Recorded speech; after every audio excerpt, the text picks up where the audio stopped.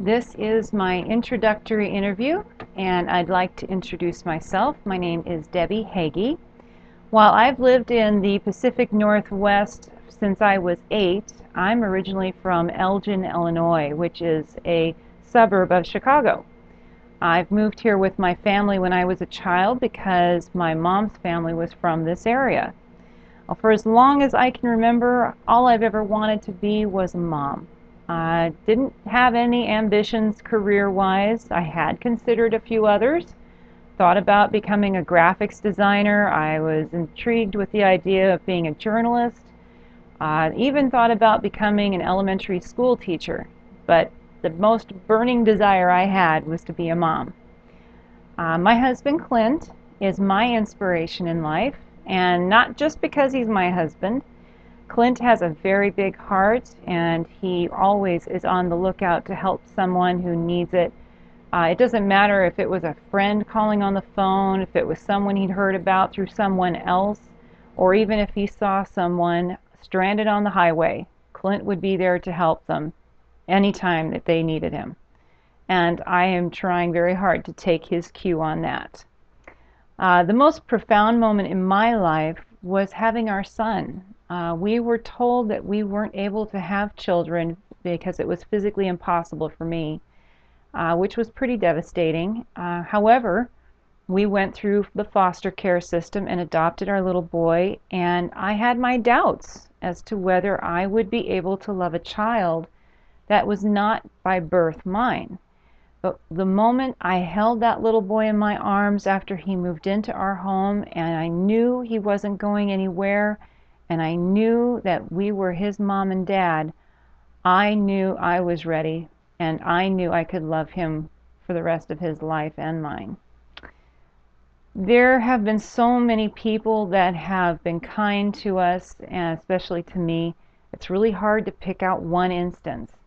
I think that the one that does stand out in my mind was after we were told that we weren't able to have children. So many people came to us and said how sorry they were and how they understood where we were at, and they did not understand. And sometimes that can be very upsetting for someone to assume they know. But my doctor was very kind. He didn't say anything like that. He just simply said, "There's nothing I can do or say that's going to make this any easier, most likely, but if you ever need to talk, if you ever have questions, you are welcome to call me." And I think the fact that he didn't say those things was what was so easy to accept and felt the kindest to me. One of the most important things I've learned in my life is not to make any snap judgments, jump to any conclusions. Unfortunately, you don't know all the facts, and it just makes things a little messier when you try. So it's always been my motto to just let things be played out, learn the facts if you can, and even then, don't make a judgment call or don't make a conclusion. You still aren't in their shoes. Another thing I have learned, especially in my childhood, is not to tell any lies. You never know when even a white lie is going to haunt you, and it's really not worth it.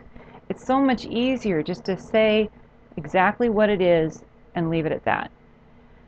And of course, if you've messed up, take responsibility for those actions. Do what you can to fix the situation if it can be fixed, but at least take that responsibility.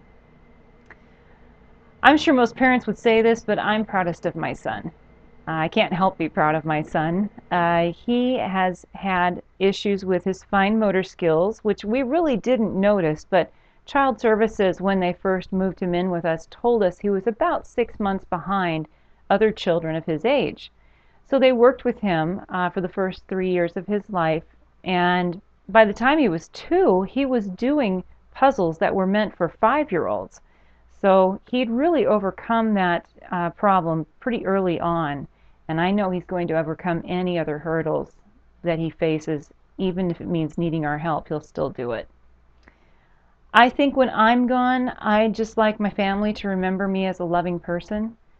I'd also like my family and friends to remember the events in my life as something they can laugh about, something they can remember fondly, and not make them sad. I want them to remember things as being happy. My great-grandmother died when she was 103. And I was about 26 or so, and she married my great-grandfather through an arranged marriage, not something that she really wanted. Before she passed away, she said that she had been in love with another man and had wished that she could have married him. After she died, I had often thought, why didn't I ask a few more questions? You know, did she try to find a way to marry this other man? Was she afraid to even approach her parents, who were from Germany and very strict? Not that I am upset about how things turned out, but I know that my great-grandfather was not an easy person to live with from everything that my grandfather and my great aunts and uncles has told me. So I missed that opportunity. I also would have loved to have heard more of the history of her area near Grangeville that she saw as time went by, because think of how much history she would know at the age of 103. I wish I'd taken that opportunity also and had recorded it. If this was our last conversation, I would tell you to do what you could to enjoy your life with your family and to live each day to the fullest, to not waste any opportunity to be happy. Thank you for listening.